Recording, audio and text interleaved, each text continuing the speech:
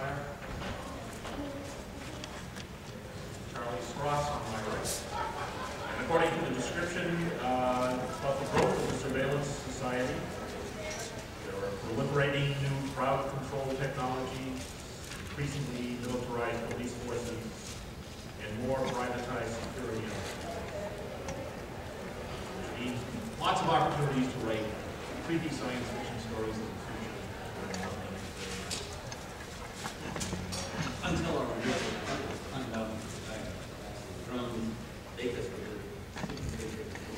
Exactly. We can't hear you. Yeah, we can't hear. There's an entirely different comment. Speak louder or put the microphones closer to what it says.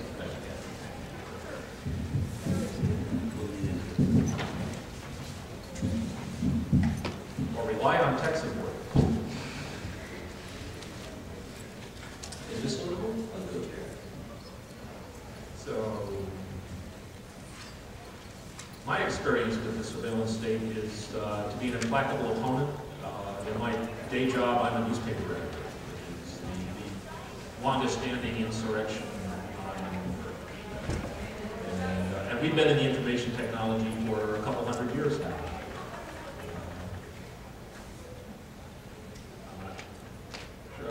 I believe we have some other panelists who have actual experience in all the handy gadgets that will let our corporate overlords rule our lives.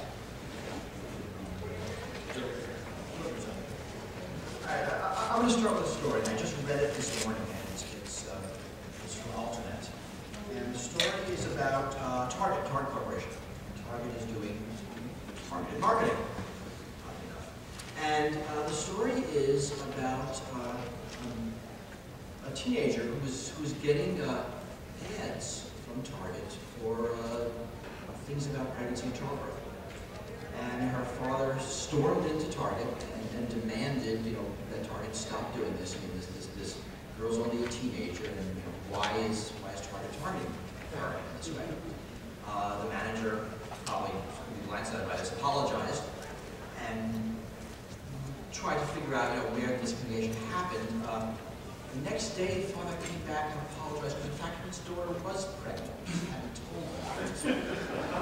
And the article is about how a retail store could know you're pregnant before you do. How big my family is.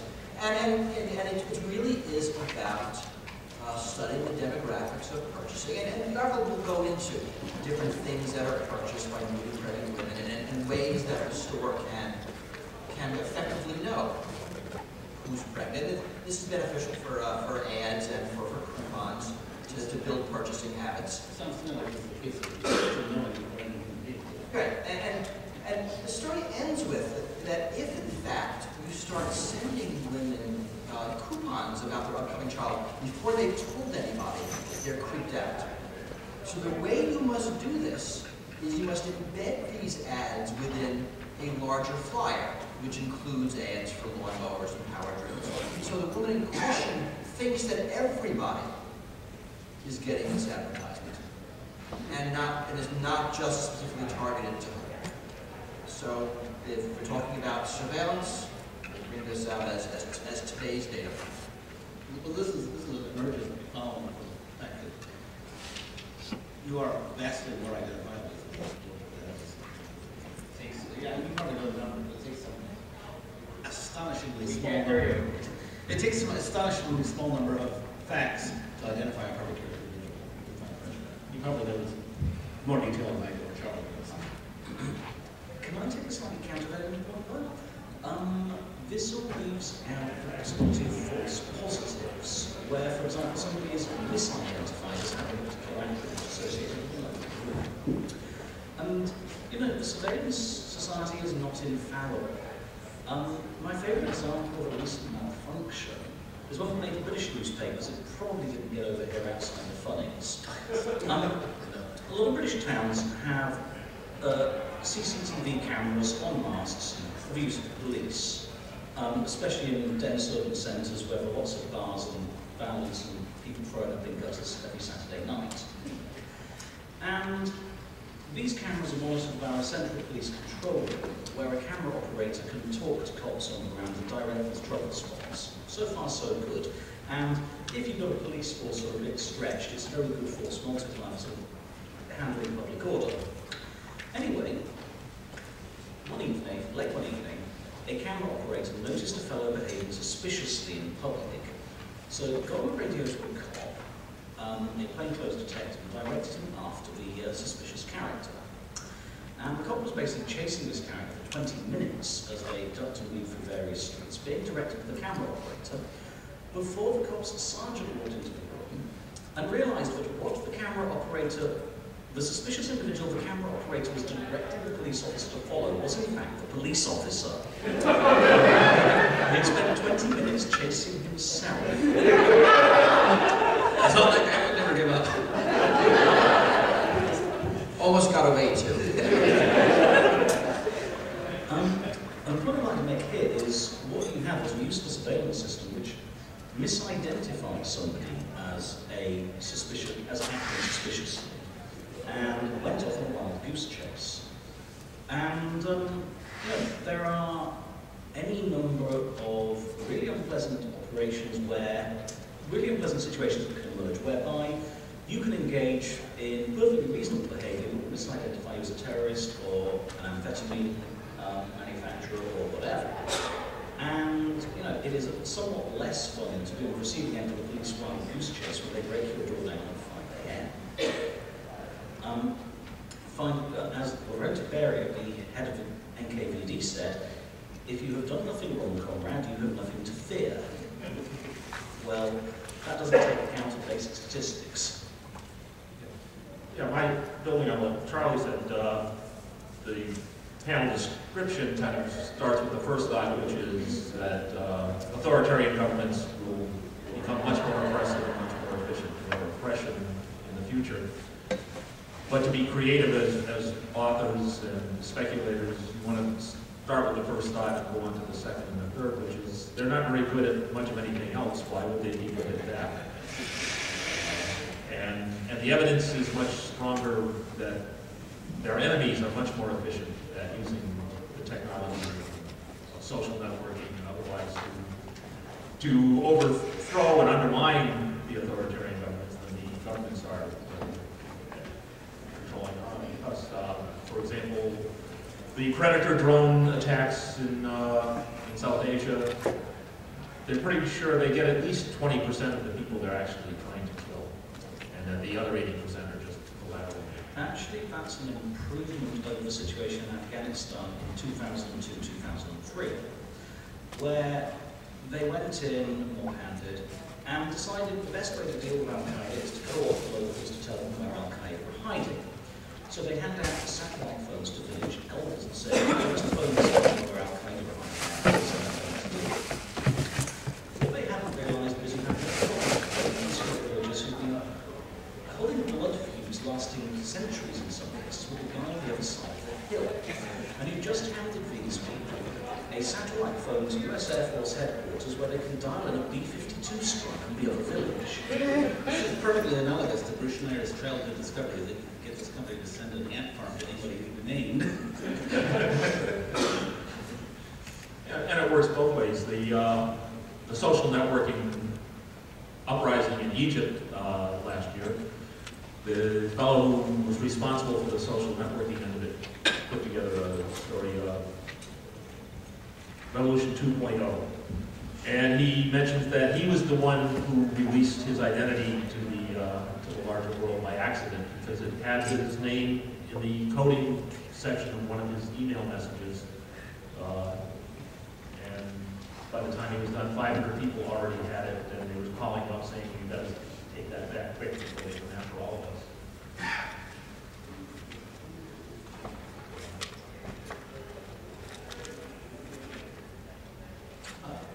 I think it's possible to be a little too optimistic about the inefficiency of government. I mean, governments are highly mutually efficient. You don't want them to be too efficient. A democratically run government is particularly technologies aren't just used by governments.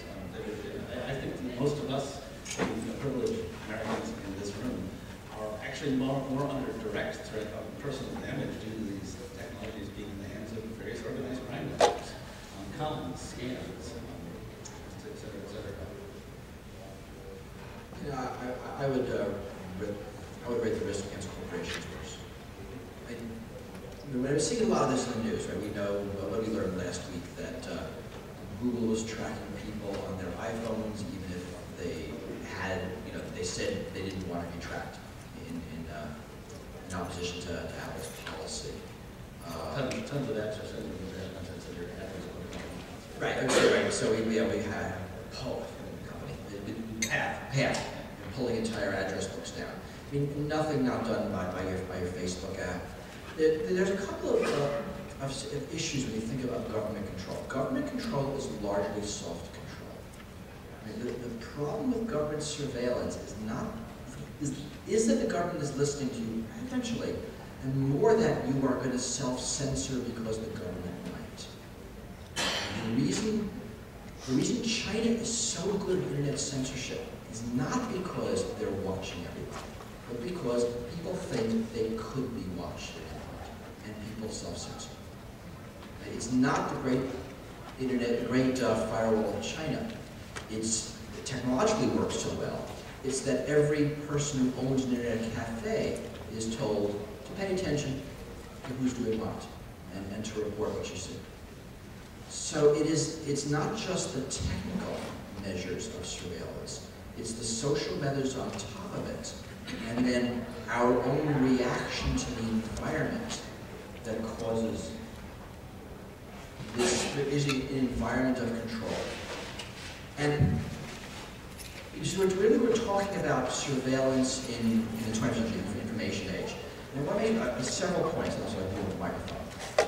The way to think of this is that we are moving from evolved social systems to complex socio-technical systems. Right? We all know how to handle privacy at this convention.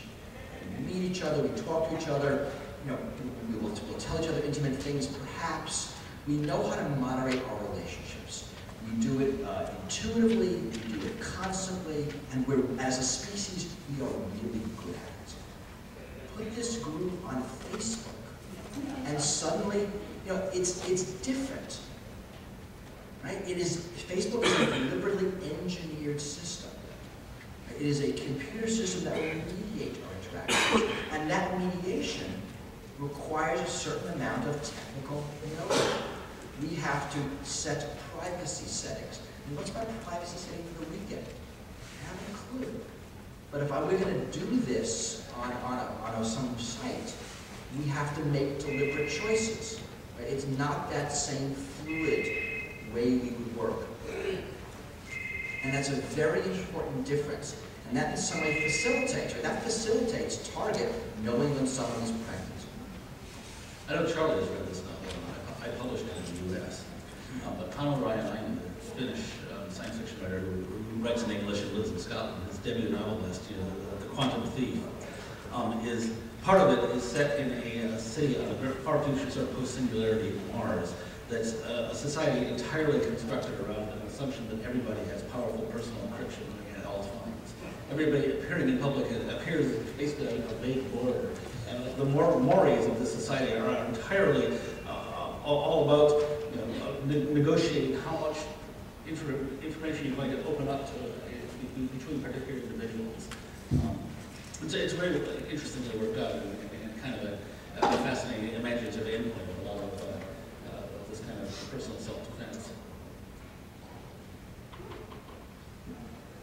I noticed we're talking mostly about privacy and surveillance, and somewhat less about crowd control technologies and militarized police forces. If I can bring that in for a moment. I'm kind of disturbed by the way the whole policing and law enforcement climate of the Western democracies in general is changing over the past 2 decades. It is not necessarily a great conspiracy by our political rulers to acquire additional power over us, but there are actually financial incentives for, I guess, the paramilitarization of policing and the extension of law enforcement. Cops who need armoured personnel carriers because for operating their department need a budget that can pay for armoured personnel carriers. It needs lots of money there. And manufacturers of armoured personnel carriers love law enforcement buying this stuff because it means they get to manufacture more of these very expensive toys. Similarly, the whole expansion of the prison complex is deeply disturbing. It has reached a point where to keep a young man in prison generates about $60,000 to $80,000 a year in revenue. If that young man has a job, he's probably earning $30,000 to $50,000 as a consumer. He is therefore far more profitable as a prisoner than he is as a capitalist worker consumer. So there's sort of a built-in cost incentive to lock more people up. Also pays for more guards. We get to the concept of guard labour, which is a generation of employment, which is solely focused around keeping other people from doing naughty things, such as stealing paper clips or goofing off on company time. If you like, it's the capitalisation of detention, punishment, and surveillance. There is money in this. The surveillance industry is part and parcel of a broader complex of essentially policing and surveillance and control. And arguably it's growing completely out of control. It is not remotely cost effective in delivering value for money. The classic case in point is the US Sky Marshal program, which has cost about $300 million over 20 years. Has resulted in perhaps 200 arrests, none of which were of terrorists on board airliners.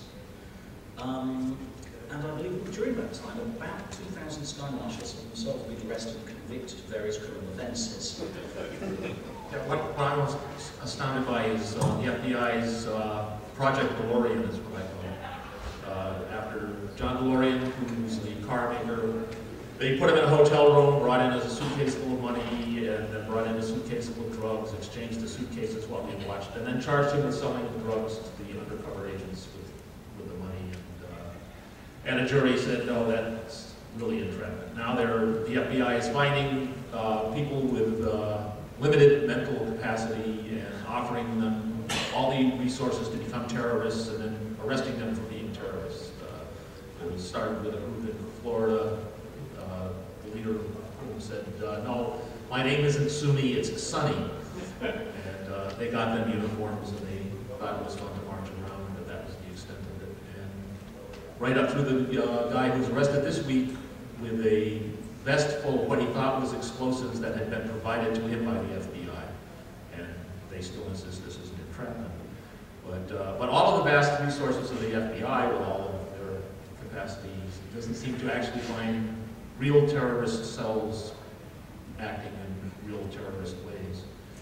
Maybe because they didn't have computers until a few years ago. There was a terrific essay on a lefty intellectual website called N+1 about a month ago. It's a very provocative essay. It's got the very provocative title, Raise the Crime Rate. I think I mentioned the same thing yesterday. Yeah, it is a very thought-provoking. I don't agree with it, but it's worth looking at. He starts with the point that although you wouldn't know it from listening to a lot of right-wing media in the US, in fact, we are in the middle of this unbelievable, historically unprecedented, multi-decade drop in violent crime in the United States. A drop that has continued even as the economy has gone south. And then he makes the point that actually we don't have a drop in violent crime. What we've done is, and this almost constitutes a con, what we've done is we've moved it all into the prisons. Basically, through the war on selected drugs and all kinds of other policies, we basically incarcerated an unprecedented number of our own citizens. We have a higher incarceration rate than any other country in the world. And basically, it's all just happening in the jails, and not being particularly reported or enforced and so forth and so on, which is great for those of us not in jail. But it's a moral catastrophe. As so much about our criminal justice system is. And it's become an essential part of our economy as more and more vast rural, underpopulated parts of the United States lose any economic basis for living, building gigantic prisons and employing everybody who's not in jail to be guards is like an enormous solution. You know, there's this traffic between essentially, you know, urban underprivileged people winding up in long-term in jails in upstate in various states, and their homes being moved into by gentrifiers. It's a cycle. Yeah, it is more profitable to get these young unemployed people, folks, in prison and generate lots of guard labor watching over them than it is to educate them and give them jobs. And we're not talking, you know, we're not just talking about, you know, unsavory, you know, professional muggers. We're talking about, you know, essentially young black 15 get busted on some totally minor drug charge that for anybody white would be, you know, a slap on the wrist and go back to high school, finish school, and straighten up. And they wind up, you know, going to jail and, you know, being multiply raped and winding up, you know, part of a gang, and essentially stuck in a cycle of violence and humiliation and brutality for the rest of their lives, and spending lots and lots of time in jail. And this is not the system being broken. This is the system working as designed for us.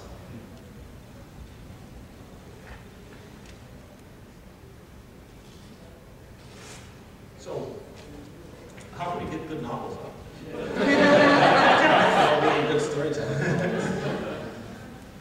Well, put it all together. It is fairly obvious that in most prisons, prisoners are denied access to modern communications devices, mobile phones, internet access, computers. This is Mobile phones are the most smuggled item these days. Yep. More than drugs, cigarettes. Yep. This is part of the process. You're going to do a near future novel? Okay. Life logging. We can build a gizmo with a small video camera, clipped to the frame of your glasses, a couple of microphones, GPS receiver, and log everything you see, everything you say, and everything you hear to solid-state storage. Another couple of years, a solid-state disk able to hold 2 channels of VGA video plus audio plus metadata on your location for a year is going to cost about $200. This is coming. Why you might want to do this? Well, use speech-to-text conversion plus the metadata to sort of index and tag everything, and use your mobile phone to play it back, and you'll be able to ask questions such as, who was the guide second to the right of the aisle during that talk I gave at Boskone last weekend, and get a reasonable answer. Think in terms of prosthetic memory. People who are going to need this, anyone with early stages of Alzheimer's who's diagnosed with it, this is going to be a godsend if they get it in time to learn how to use it. Simply in augmenting their failing short-term memory. The students are going to love it too. You know, they're going to be able to snooze through lectures. Once the court Many of us already use our email archives as memory drive. Once the court system gets used to, well, is dragged kicking and screaming into the 20th century, it's going to be a vital boon to lawyers, to any professional who needs to audit trail what they do in the office. Now, once these devices become ubiquitous, they're going to be about as common, I think, as cell phones. What happens to somebody who goes to prison for 2 years, during which time it's taken off? They're going to have a 2-year gap in their memory. Well, not their personal memory up here, but the perfect, always-on, eidetic memory that they've come to rely on. There's going to be a pot in there somewhere. So a lot of these, the nice stories, a lot of what we're talking about is not surveillance by police for surveillance sake, but incidental surveillance. One of the effects of computer-mediated anything is computers, by their nature, produce data. Right? So you used to throw a quarter into a toll booth, now you have an easy pass, and by its nature, it keeps a record of where you are. You used to pay with cash, now you pay with a credit card. You used to talk in person, now you talk in email, or IM, or Facebook, or whatever. And so all of these processes, ATM machines, I mean, you just run through them, produce data. So we constantly go through our lives producing data. And what Moore's law has done is the cost of data storage has dropped to free. The cost of data transport has dropped to free. The cost of data processing has dropped. It is cheaper to save it all than it is to figure out what to throw away. You all got to the point somewhere in the past decade when you stopped sorting your email and started saving it all, because it was easier. Right? Search becomes cheaper than sort. And that's the point where everything's collected. Now, once everything's collected, you have all the ancillary uses. Right? Target can figure out if you're pregnant. The police can figure out if you're, if you go to a protest movement. And suddenly, all of these surveillance uses become possible. And the questions to ask as society, right, is what is permitted, what is legal, what is acceptable. Will we force forgetting? And can we go back to that? We also have a structural problem here. I was talking to Patrick about this before the panel, so I hope you'll bear with me. Politicians, people, the lawmakers who bring in legislation, I should be addressing this sort of issue. In the UK, they're in their 40s to 50s before they get into a position of influence. On this side of the Atlantic, you can add a decade at least. Their outlook on the way society should be ordered was set during their late teens and young adulthood. They are 20 to 30 years behind the cutting edge of what they need to be legislating for. It's as if during the Industrial Revolution and in the late 19th century, legislators were trying to deal with problems they'd become aware of during the 16th century. They are very far behind the curve. We are seeing some strange abuses constantly happening, both within new legislation and in the court system. The fellow in the UK who's currently appealing against a jail sentence for a joking tweet, as his lawyer attempted unsuccessfully to point to the judge, Twitter was a conversational medium, it's the equivalent to cracking a joke in a pub. Unfortunately, his bad taste joke was I think his local airport was closed due to snow. You might as well, if this happened again, he'd go around there with a bomb. He ended up getting 6 weeks in prison for that, for basically an ill-advised wisecrack. We had another Brit who basically was tweeting she was going to go on vacation in the States and basically tweeting he was going to destroy the place. Like that. Yeah, I mean, basically all it meant was I'm going to get drunk and party hardy.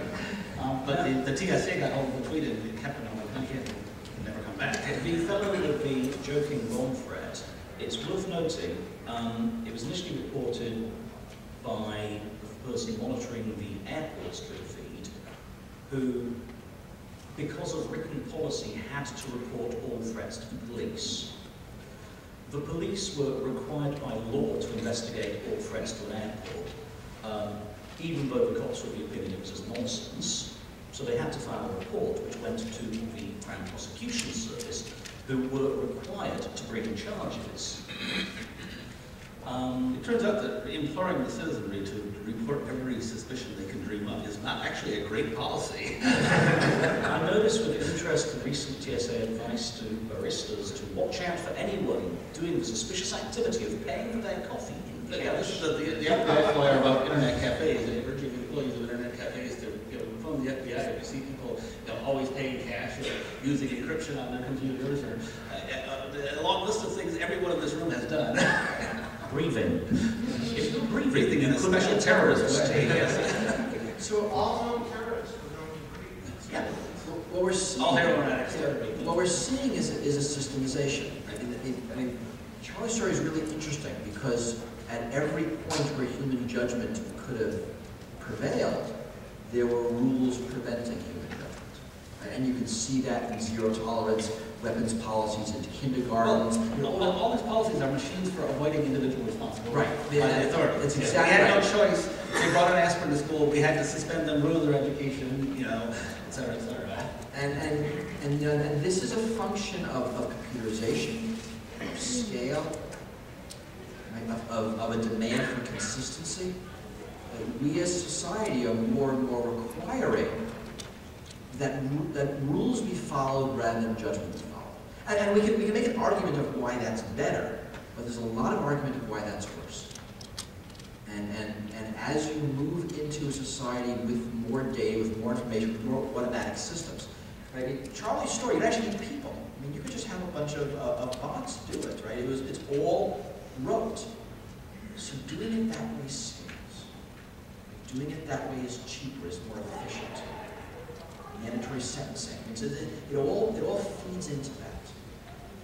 And that's where surveillance goes bad. Because the whole system is automated from start to finish. And we are putting more data into the system, and the results are coming out. And the results are, you get a home loan or you don't. The results are also you get into prison or you don't. And false positives don't matter. If someone gets an ad for baby wipes and she's not pregnant, who cares? But if someone goes to jail for cocaine, he doesn't actually have any. That's bad. Actually, right? The error rates matter depending on the domain of where you're using the data. I can give you a scenario for how somebody getting an ad for baby wipes when they're not pregnant can be absolutely fatal if you want. I tend to work in the mean. Yeah. No, seriously. The problem with honor killings, somebody starts getting ads for baby wipes when they're not pregnant. Their relatives notice the ads and they've heard of this sort of profiling. That can lead to murder. And I would take issue with one thing about what you just said. We say we as a society are doing this on purpose. We're calling for these kinds of measures. And I don't think we are. No, I'm not quite sure who is doing the call. Who is calling? There's very lobbyists. There's very little constituency for backing off from. No. The reason that essay is called "Raise the Crime Rate" is because that is in fact what we need to do. Right. And nobody's calling for that. Right. I mean, there are people calling for individual policies and programs that they profit from. But as a society, we're not saying let's do the most tremendous damage to ourselves that we can imagine and build machines that will do that and give them all control. I've actually got a hypothesis, a hypothetical explanation for why this is happening.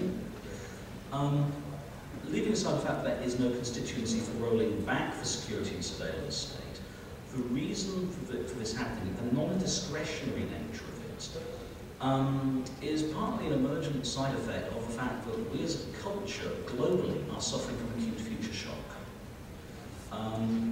Hands up here, people who've heard of the term future shock? Okay. We are living in the 21st century. That's pretty much a cliche. More to the point, people are very uncertain, very insecure, don't know where their jobs are going, don't know why their lives are changing so rapidly. We're seeing florid symptoms of future shock all around us. I mean, the current Republican primary candidate's beanfest over contraception, if that's not back to the 1850s as fast as we can go because that's our comfort zone, I don't know what is. Now, mandatory sentencing, automatic guidelines for surveillance, this appeals to our sense of security, our sense of safety. It is very hard to go against that particular flow when around you 25 to 50% of the population are feeling subconsciously threatened by every new development they see. Yeah, this is the traditional escape from freedom where the appeal of the authoritarian state is that it solves that uncertainty that freedom creates. There's basically two ways that authoritarian societies work. There's the one in the East, which is pretty much personal brutality. Somebody follows you around and hits you and you do something wrong. And the one in the West is conformity. Everybody's supposed to act the way the perfect person is supposed to act, and if you get out of line by paying for your coffee with cash or bringing an aspirin to school, and social control measures. But I think the East and West division is a bit of stereotyping. Bruce was talking about China early on. It really applies here. Most of how China keeps everybody in line is through social pressure. Right. Mostly it's not being threatened with sticks. And we do a lot more threatening with sticks than we let on. It's just mostly done to poor brown people who aren't in this room. I mean, one of the things about the whole outburst of public disorder and messy protests of Occupy Wall Street and Occupy everything last fall is that suddenly a bunch of entitled middle-class white kids were getting treated by the police like everybody brown gets treated by the police all the fucking time. And they were recording it on their cell phone cameras and videos, and it was shocking. And all the black people were going, yeah, that's bad stuff. Yeah.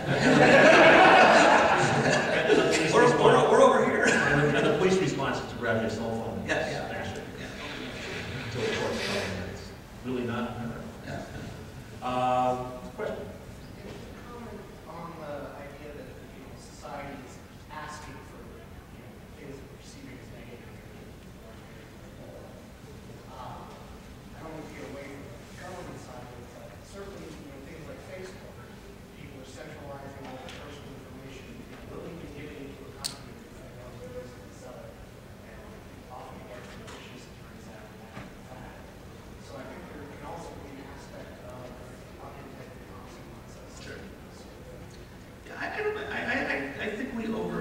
science fiction, I think we over-imagine the whole escape from freedom model. I think it's a real force, but I think it's a weaker force compared to all the other forces. I think an enormous amount of this stuff just happens because it's there's a kind of political calculus. It's easier to go along with it than to oppose it. And it's in the interest of a lot of powerful people who might not want to aggravate when they're trying to get something else done. There's a lot of research on this. Actually, a lot of research on the socialization of sites like Facebook. And some really good work.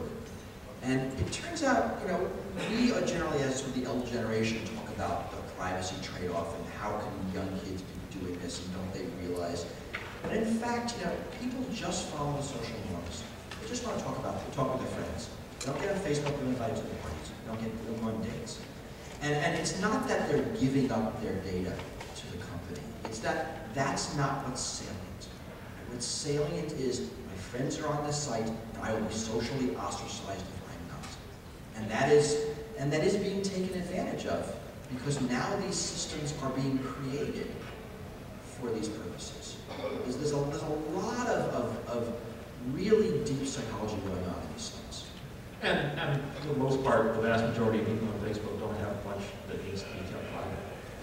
The things they buy and who they like as people. Yeah, that's a crap point. That's actually not the point. They actually do.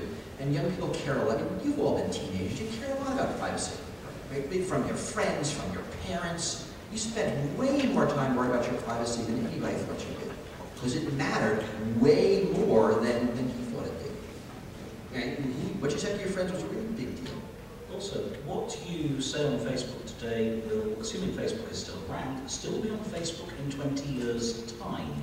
You will be a different person. Your interests will be very different. You may have an urgent personal need to sort of suppress bits of your past. For example, minimal embarrassment, your fiancé gets a chance to look at your previous history of girlfriends or boyfriends or whatever, goats. Embarrassing, isn't it? Again, you're a teenager, you do dizzy, silly things, then you go to university, you study, you then go to teacher training, you're going to become a teacher. Do you really want all your students looking up your previous Facebook history? This has already led to teachers being sacked in the UK and to schools bringing in Facebook policies for teachers and social media in general. It's only going to get worse from here. More saliently, with laws change over time, norms change over time, it is possible we will see in the future automated law enforcement trawls for past misdemeanors or felonies that weren't even illegal at the time. I think we're seeing it already in some cases. I think politicians are increasingly have to run a gauntlet of this kind of research being done. Their deep task of the person. So I call this context collision. Now, again, going back to the way we as a species handle our privacy, we have many different social contexts. There's the context of fandom, there's the context of my old friends, the context of my family, the context of my classroom if I'm a teacher. And we act differently in those different contexts. And they're not subsets of each other, they're different aspects of ourselves. And you know that if you're a parent and you're walking with your child on the street and you see your teacher, the child's teacher, that teacher knows immediately how to drop into teacher mode and to be a different person for that 3-minute interaction. So what happens in the world where all the contexts collide, where the photographs from last night's party.com go into the church context? Right? Well, it's clear that Facebook was initially designed, Facebook in particular was initially designed by people who have no clue about this stuff. Essentially, Facebook is social in a sense. It's social as imagined by people who are profoundly broken socially. I'm not convinced people did this deliberately. People had no clue because you didn't pay attention. Yes. You just did it. It's only when you have to do it explicitly do you realize how freaking hard it actually is and how much of your brain does this. So most of it subconsciously. So it's a good idea to keep a separate Facebook account for sexual therapy stuff. I have a question. Facebook, I personally don't put a lot of, I have a Facebook account, I write stuff, but I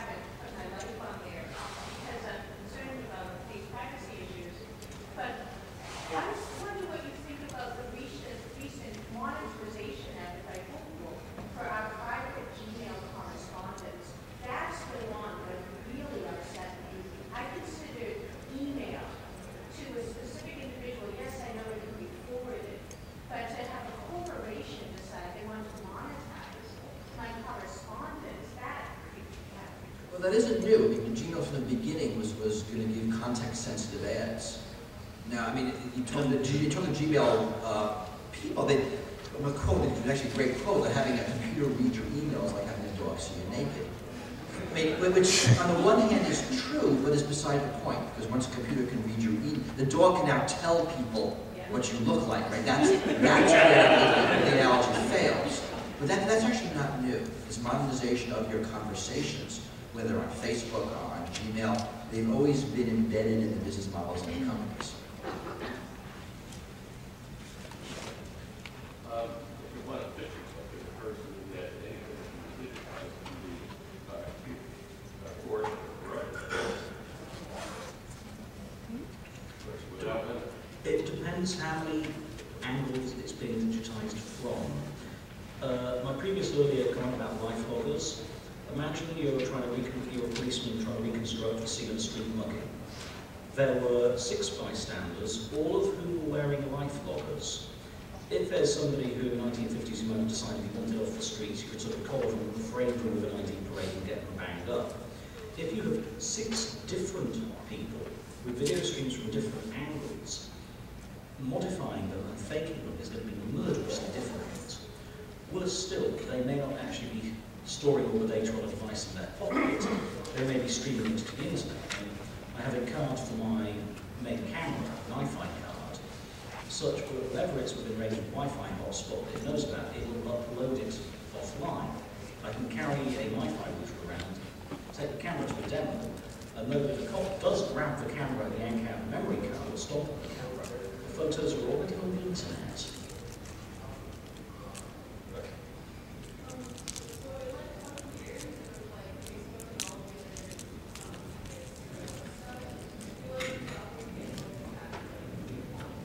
Oh yeah. Well, since people have to be politicians, right, I will figure out another way to make it work. I mean, but yes, we will be living in a world where a candidate for president will have to answer to his 5-year-old writings and explain them. We already see these kinds of adjustments being made. I mean, Clinton admitting to having smoked reefer was a huge deal, and Obama, I think, to doing more than that was like, who cares? And Newt Gingrich. Yeah. And we've got someone running for... The most shocking thing about Newt Gingrich's personal life is that 3 different people want to sleep with him.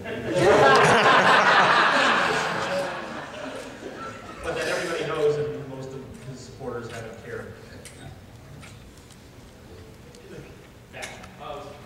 It's maybe very loosely construed, but one way that we ask for this is that, for example, a pop-up ad for structured settlements, the way of ripping off people who are going to get a little bit of money every year because they've been injured, that sort of thing.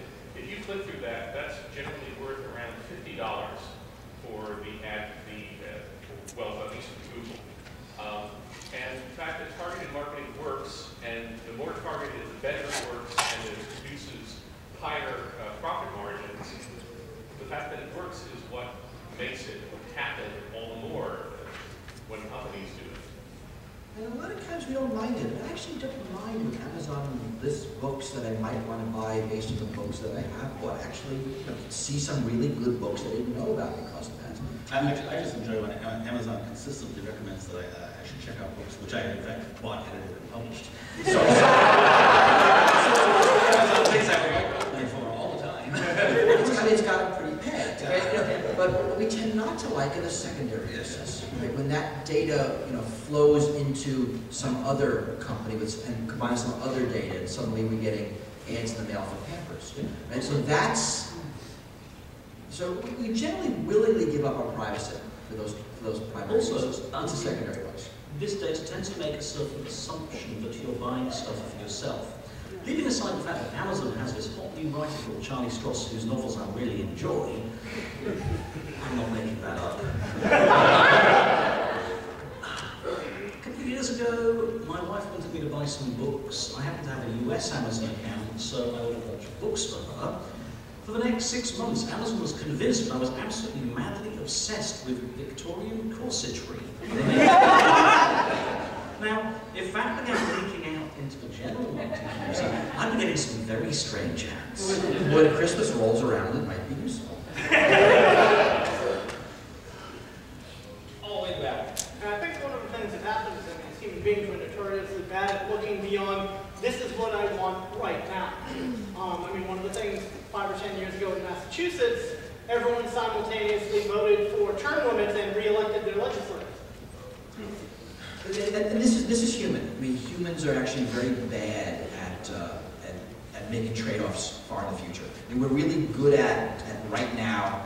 We're pretty good at it for the next harvest. The best we can do is when our child reaches maturity. You know, this is why the global warming debate just doesn't work. Because 100 years from now, we just cannot do the math. We cannot do the analysis. As a species, we are flummoxed by 100 years. And you know that's not going to change. It's fundamentally a human failing of the way we make decisions. We have hyperbolic discounting rates in our head. We just don't do the math. We're bad at statistics. Very. I mean, even those of us who have statistics training are bad at statistics. Incidentally, if I can just complete the anecdote about the Corsetry books. The issues of Amazon's recommendations assume that it is stuff that you aren't interested in. It has no way of knowing that it is stuff that somebody close to you is interested in. No way of basically making a connection that doesn't go straight through computers. So if, for example, I were to buy books on living with HIV, the immediate assumption of anyone looking at the database is, he's tested HIV positive, not he has a friend who's HIV positive, or a friend of his brother's is HIV positive, and brother doesn't know where to go to find books on how to help their friend out, this sort of thing. More false positives. Wait. Well, I think Bruce touched upon one aspect, which is that there are limitations to each person. And also that implies that there's a limitation to each person in the organization that is collecting all the data. I can tell you one anecdote. Most people here have been around long enough to have had email on America Online. Everybody remember America Online? And at some point during the existence of America Online, all of a sudden your email account became flooded by spam. Okay, this occurred in the late 1990s. Do you know why that occurred? That's not the incident I'm thinking of. The AOL accounts were compromised by an employee of America Online. All right, somebody who was a low-level computer operator was offered the sum of $40,000, which is a lot of money to him, to cut a mag tape, 9-track mag tape, containing a list of email accounts on America Online. And so this low-level employee was bribed to bring information out of his workplace for a relatively small amount of money. And so that's why all America Online accounts began getting spam, because one employee was the weak link in the chain. And we see this a lot. You know, we'll see the health records of famous people being leaked. We'll see friends looking up friends in police databases if they can. As soon as there are tax databases, as soon as there are databases, there's always the incentive for individuals who have access to it to use it for their own purposes. And the only way to deal with that is through audit and limiting access. But that will never go away, because that's also fundamentally human. We're kind of curious about each other. Last question, back here. Yep. Is there, or do you think there is a solution to the issue of automation of information access? For example, in the old days, I could find out a lot if I could walk down to the clerk report, to the county registrar, and I could look up information about. It's a high cost. You spend a lot of Yeah, time. I often find out information about rock because that stuff is all computerized. Is there a balance point, or is there a way to say, well, if you're going to take the time to come down here, but if you do it online, maybe we're not going to let that happen, or maybe we're not going to let data mining on a large scale, screen scraping stuff. You could. We as a society can make all of those sort of artificial rules. artificial rule in place saying no pointing them at each other and pulling the trigger. And we could say, right, this kind of data, we want it to be available, but just not very available. But We want it available individual, not aggregate. the reason it's unlikely to happen is that the technical side of it gets getting easier and easier all the time at a much faster rate than our contrived artificial systems can be put in place to put the brakes on. It's like what Cory Doctorow says about copying. It's never going to get harder to copy it. It's just going to get easier and easier and easier and easier. And there are newspapers like ours that are heavily into freedom of information programs and laws. We lobby hard, and we control the news that the politicians have. The real issue is that once something is in a computer, it is incredibly efficient at sorting data and making it available. Efficiency is convenient for us. We like efficiency generally. It allows us to be lazier. This is actually what Stuart Graham meant when he said information wants to be free. Not that we should all give everything away, abolish copyright, and be naked info hippies in the forest, but rather that information, once recorded in digital form, just has a tendency to act like water flowing downhill. Yeah, there's hard social policy here. I mean, there's a big debate in the United States about campaign contributions. Should they be public or not? You make very strong arguments either way. And having the data available, aggregated, and drop it onto Google Maps and produce demographics, it has problems, but it's also valuable in an open society. Medical data. It is incredibly valuable for us as a group to have aggregate medical data. You can do large-scale epidemiological studies. It's incredibly valuable, yet it's incredibly personal. And how do we balance those needs? So there are technical measures to do whatever policy we want, more or less. Right? Given that there will be breaches and there will be insiders that will break it, but they'll more or less work. But where we want to do it, that's the hard question. And Patrick's right that largely politicians are advocating these questions. I mean, they're saying free market, which is basically a meaningless statement. It just means whatever the state is, that the powers in the market have established now to be. So, but those are the questions, and the changes are happening fast. And this life logging thing, by the time it happens, it'll be too late. By the time to discuss this is now, and no one's going to talk about it now. So I guess it's time to wrap it up. So I want to end with a quote. Right? Right. This is a quote, and I guess the goal is to identify the speaker. In the past, personal and political liberty depended to a considerable extent on government efficiency. The spirit of tyranny was always willing, but its organization and material equipment was generally weak. Science and technology has changed all that completely. So that's Aldous Huxley, 1948. And he'd be really impressed now. Right? So things have been changing for a while, and we are now living in a world where change is happening as fast as it's ever happened. And technological change is outstripping business change, more importantly, it's outstripping social and legal change. And that's the challenge.